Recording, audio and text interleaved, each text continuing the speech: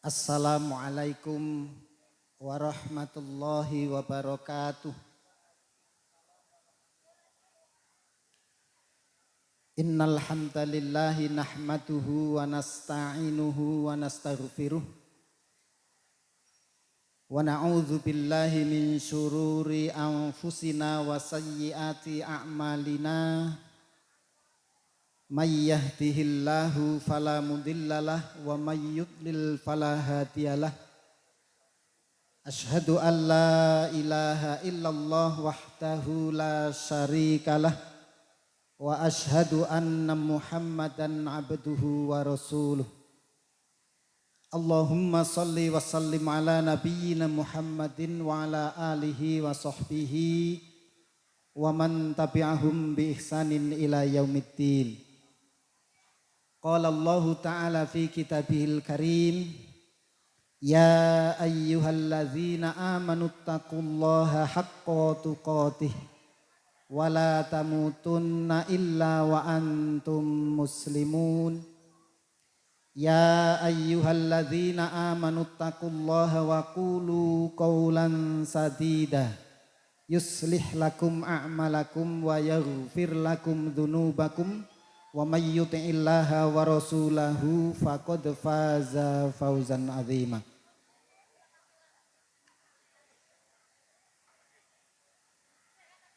Ingkang kawula hormati Bapak Lurah, Bapak Kepala Desa Klebu, Bapak Sukiman, dalah sedaya perangkatipun. Ingkang kawula hormati Bapak Kiai Mas Duki, ingkang kawula hormati Bapak Kiai Adam Arif, ingkang kawula hormati Bapak Ustadz Imam, ingkang kawula hormati para bapak, para ibu sagung para lenggah ingkang boten saged kawula sebat setunggal mbaka setunggal asma karimipun. Ugi dumateng keluarga ageng Bapak Sumari saha Ibu Jamilah saha sedaya rombongan saking Tlatah Sukorejo Pasuruan. Badhe nyebat Sukowiyau kok angel. Sukorejo Pasuruan. Ugi mboten supe dumateng keluarga ageng Bapak Pungut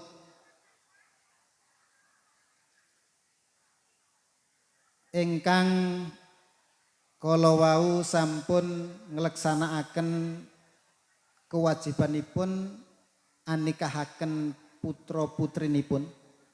Nggih menika Mbak Ikhlasul Hafsah. Ugi dumateng temanten kekalih inggih menika Mas Amin Al Kadri ingkang kala wau sampun dipun akid nikahaken kalian Mbak Ikhlasul Hafsah. Para bapak, para ibu sedaya para lenggah, anggen kita kala wau sampun nyekseni akdun nikah. Pramila kita sedaya anggenipun saged nyekseni ngrawuhi menika estu dipun ajeng-ajeng doanipun dumateng temanten kekalih. Pramila kawula makili para bapak ibu kita doaken dumateng temanten kekalih, barakallahu laka wa baraka alaika wa jama'a bainakuma fi khair. Semoga Allah memberikan berkah kepada kalian. Semoga Allah menetapkan keberkahan kepada kalian. Dan semoga Allah mengumpulkan kalian berdua dalam kebaikan. Amin ya Rabbal Alamin. Para bapak dan para ibu, mari sedikit waktu saya diberikan amanah oleh Bapak Pungut Soibu untuk memberikan nasihat khususnya kepada temanten berdua. Maka dalam waktu yang singkat ini kami sampaikan bahwa ketika akad nikah sudah diucapkan tadi kurang lebih jam 8 lebih sedikit, maka pada saat itu Mas Amin dan Mbak Hafsah ini sudah berubah status. Yang tadinya perjaka, yang tadinya Mbak Hafsah itu adalah gadis, maka sekarang sudah menyandang status yang baru bahwa Mas Amin sudah menjadi suami dan Mbak Hafsah sudah menjadi istri. Maka perubahan status ini akan membawa konsekuensi. Kalau tadinya Mas Amin ya, itu sebagai perjaka, sekarang sudah menjadi suami. Mbak Hafsah yang tadinya gadis, sekarang sudah menjadi istri. Maka pernikahan ini tentu Mbak Hafsah yang tadinya sebagai gadis, kewajiban berbakti itu adalah kepada kedua orang tuanya, Bapak Pungut dan Bapak Ibu Sulanjari. Ketaatan berbakti betul-betul lebih diutamakan daripada yang lain. Tapi sekarang karena sudah menjadi istri yang bersuamikan Mas Amin, maka sekarang ini harus lebih mengutamakan kepada suami daripada kedua orang tua. Namun walau bagaimanapun kedua orang tua tetap adalah orang tua, namun dalam masalah ketaatan lebih didahulukan kepada suami. Ini ada perubahan. Makanya dalam hal ini bagi Mbak Hafsah dan Mas Amin tetap menjaga silaturahim terus dan tetap juga berbuat baik kepada kedua orang tua, dan tentunya Mas Amin berusaha untuk selalu mengajak kepada Mbak Hafsah untuk membantunya dalam berbakti kepada kedua orang tuanya. Masih tetap bahwa Mas Amin adalah merupakan putra dari Bapak Sumari dan Ibu. Dan kewajiban berbakti itu adalah kepada Bapak Sumari dan Ibu. Dan terus mengajak kepada istri untuk terus mendukung dalam berbakti kepada Bapak dan Ibu Sumari. Maka di sini Mbak Hafsah harus senantiasa taat kepada suami, selalu mendukung untuk suami taat kepada kedua orang tuanya. Dan kedua temanten juga terus saling membagi silaturahim, terus bersilaturahim kepada keluarga. Bapak dan Ibu sekalian, ini menjadi satu kewajiban dari Mas Amin dan juga menjadi satu kewajiban baru dari Mbak Hafsah. Kemudian juga pernikahan ini adalah suatu nikmat yang luar biasa. Satu rezeki yang Allah berikan, maka dalam hal ini kami ikut berbahagia ya, kepada kedua orang tua dan juga kepada temanten berdua. Karena nikah, kedudukan nikah di dalam Islam itu keutamaannya luar biasa. Kalau disebutkan di dalam hadis ya, bahwa nikah itu adalah merupakan atau menyempurnakan separuh dari agamanya. idza tazawwajal abdu disebutkan faqad kammala nasfaddin, atau dalam hadis yang riwayat yang lain faqad istakmala nisfaddin, bahwa ketika orang itu sudah menikah sungguh dia telah menyempurnakan separuh agamanya. Pesan Rasul, fal yattaqillaha fin nisfil baqi, maka sempurnakanlah separuh yang lainnya dengan bertakwa, atau bertakwalah untuk menyempurnakan separuh yang lain. Sedikit kami berikan satu keterangan, para ulama menjelaskan bahwa nikah itu adalah separuh dari agama. Bahwa yang bisa merusak agama, Imam Ghazali menyebutkan satu itu adalah perzinaan, yang kedua atau farji, yang kedua adalah perut. Tapi sebagian di dalam hadis itu disebutkan bahwa aksaruma yudkhilin nasan nar, faktor yang paling banyak menyebabkan seseorang masuk ke dalam neraka itu adalah dua lubang, al-famu wal faraj, yaitu lubang mulut dan lubang kemaluan. Artinya apa? Bahwa nikah itu telah menghindarkan diri dari fitnah kemaluan. Kalau kemaluan tidak bisa dijaga, maka bisa jadi dia akan terjerumus kepada fitnah perzinaan.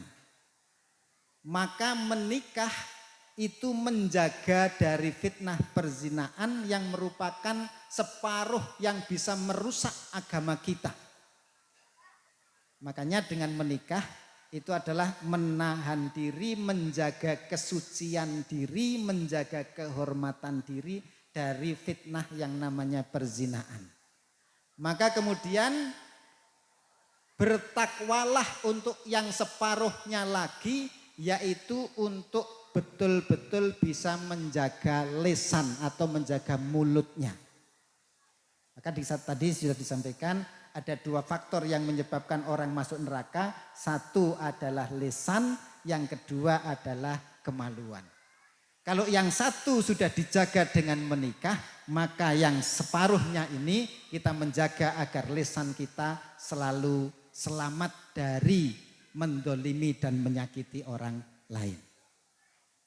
Para bapak dan para ibu sekalian, maka ada hak dan kewajiban dalam keluarga, baik suami istri ataupun dengan kerabat, keluarga dan seterusnya. Maka kita jaga lisan kita agar tidak menyakiti dan mendolimi kepada orang lain. Begitu juga berlaku bagi suami, menjaga lisan kepada istrinya, menjaga lisan kepada keluarganya, menjaga lisan kepada siapa saja, sehingga lisan itu hanya membicarakan tentang kebaikan-kebaikan. Begitu juga istri juga harus menjaga lisannya, tidak menyakiti suaminya, tidak menyakiti orang tuanya, tidak menyakiti kerabatnya, juga tidak menyakiti anggota masyarakat yang lain, sehingga lisan ini bisa berakhlak baik yang kemudian memberikan kebaikan kepada orang lain. Nah, ini yang perlu kita jaga bersama. Kalau nikah sudah, maka walaupun sudah nikah harus menjaga kemaluannya. Dari siapa? Dari yang haram. Kalau sekarang suami istri sudah halal dengan akad nikah, maka semuanya menjadi halal. Yang farjinya tadi haram kemudian sekarang sudah menjadi halal. Namun harus dijaga dari hal-hal yang haram yang lain. Karena ternyata ketika kita lihat di masyarakat ada sudah punya suami istri tapi dia ternyata maaf berzina dengan yang lain. Nah, ini kita harus menjaga. Nah, di dalam hal ini saya perlu untuk menyampaikan bagaimana menjaga lisan agar selalu berbuat baik, tidak menyakiti kepada yang lain. Karena ini adalah merupakan perbuatan baik yang akan mudah memasukkan ke dalam surga. Kalau tadi faktor yang paling banyak menyebabkan neraka, satu ya, itu adalah lisan, kedua adalah farji atau kemaluan. Tapi nanti disebutkan dalam hadis ya, bahwa faktor yang paling banyak menyebabkan manusia masuk ke dalam surga itu adalah taqwallah wa husnul khuluq, takwa kepada Allah Subhanahu wa taala, dan yang kedua akhlak yang baik. Akhlak yang baik ini bisa diwujudkan dengan perkataan dan perbuatan yang baik. Sedikit kami mengingatkan kepada semuanya, termasuk kepada bagaimana komunikasi nanti di antara keluarga, kedua mempelai kemudian nanti bersama dengan keluarga, memastikan bahwa kita bisa menjaga lisan kita agar lisan kita itu tidak mendolimi kepada yang lain. Sehingga saya katakan tadi bahwa yang nanti bekal yang paling buruk ketika kita menghadap kepada Allah Subhanahu wa taala itu karena lisan dan perbuatan ini tidak baik. Ini adalah merupakan hal yang buruk. Karena nanti disebutkan di dalam hadis bahwa ya, Rasulullah pernah bertanya kepada para sahabatnya, ya, wahai para sahabatku, apa yang kamu ketahui tentang orang yang bangkrut? Kata para sahabat, yang bangkrut adalah la dirhama wala mata, yang tidak punya uang dan tidak punya harta. Tapi bukan itu yang dimaksud oleh Rasulullah Sallallahu Alaihi Wasallam. Rasul kemudian menjelaskan, innal muflisa, sesungguhnya orang yang bangkrut itu adalah yang yakti yaumal qiyamah, dia datang pada hari kiamat bisolatin wa zakatin wa siyamin, dengan membawa pahala solat yang banyak, membawa pahala infak sedekah yang banyak, membawa pahala siam yang banyak. Tapi juga dia datang kepada Allah, yakti qad satama hadza wa qadzafa hadza, tapi dia juga suka mencela fulan, menuduh fulan, wa akala mala hadza, dia memakan makanan yang bukan haknya, wa safaka dama hadza, menumpahkan darah, kemudian dia wa dzaraba hadza, dia mendolimi dengan tangannya. Artinya dia membawa pahala salat, membawa pahala zakat, membawa pahala siam, membawa pahala kebaikan yang lain, tapi dia juga akhlaknya tidak baik. Sehingga mulutnya gampang untuk menuduh orang, untuk mencela orang, menghibah orang, menipu orang, berdusta dan lain sebagainya. Mulutnya tidak baik. Sehingga mulutnya itu selalu menyakiti orang lain, perbuatannya menyakiti orang lain, maka besok pada hari kiamat ketika mereka itu dihisap, ternyata pahala amal ibadahnya, sholat dan yang lainnya sudah habis dipakai untuk membayar kedoliman lisannya yang banyak mendolimi orang, sehingga kedolimannya masih banyak, kebaikannya sudah habis. Maka ketika itu menjadi satu hal yang berat keadaannya, kondisinya. Kalau sudah dihisap seperti itu, yang banyak menjadikan kerugian apa? Akhlak yang tidak baik, baik lisan maupun anggota badan yang lain yang mendolimi kepada orang lain. Maka ketika itu, maka disebutkan oleh Rasulullah, ketika sudah seperti itu hisapnya, maka thumma turika finnar, lemparkan dia ke neraka. Jadi kebangkrutan itu karena akhlak yang buruk.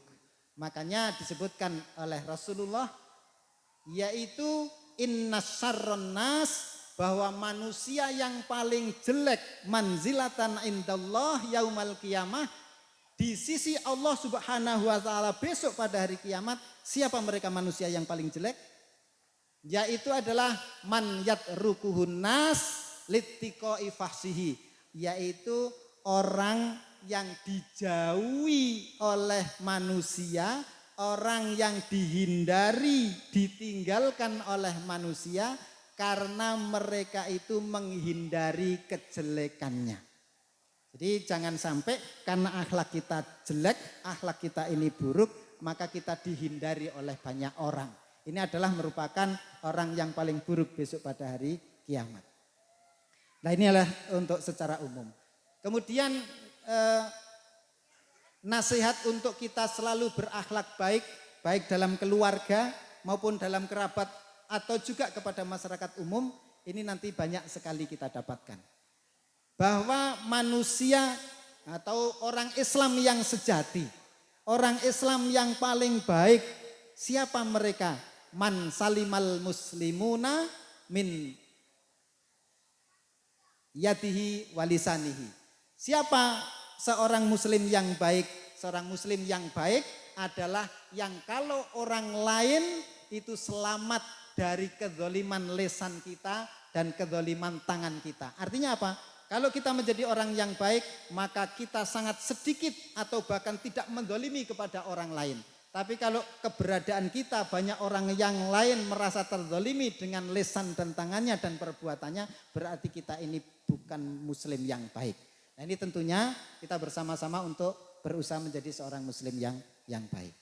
Kemudian sedikit kami sampaikan berkaitan dengan kedua mempelai.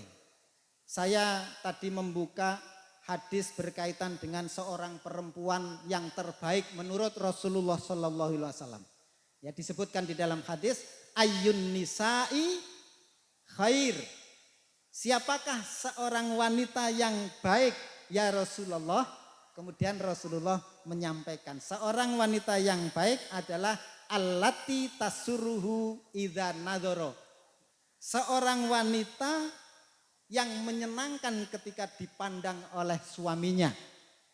Nah ini menyenangkan ini bisa jadi satu karena cantik sehingga selalu menyenangkan suaminya. Ya. Yang kedua bisa jadi tidak cantik karena dia akhlaknya baik kepada suaminya. Maka suaminya senang memandang dan yang dipandang juga menyenangkan. Karena memang istrinya itu walaupun tidak begitu cantik tapi akhlaknya luar biasa menyenangkan kepada suami. Maka yang paling tidak adalah akhlaknya yang selalu baik sehingga dia selalu bisa menyenangkan ketika dipandang suami. Masalahnya kalau kecantikan sekarang cantik bisa jadi 5 tahun, 6 tahun, 7 tahun itu bisa berubah tidak cantik lagi. Ini yang pertama.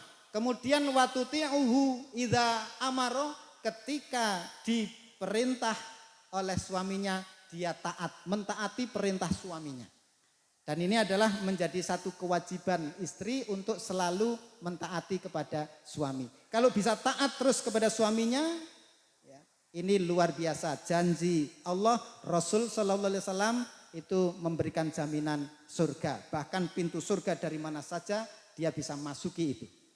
Idza shallatil mar'atu khamsaha, apabila seorang wanita telah melaksanakan sholat yang 5, wa shomat sahroha, kemudian dia berpuasa pada bulan Ramadan, wahasonat farja, dia bisa memelihara farjinya, kemaluannya, memelihara kesucian, kehormatannya. Ya. Kemudian yang terakhir itu adalah wa atoat zaujaha, sudah ya. Nah dia taat kepada suaminya, maka dikatakan kilalaha udkhilil jannata min abwabi jannati syi'ti.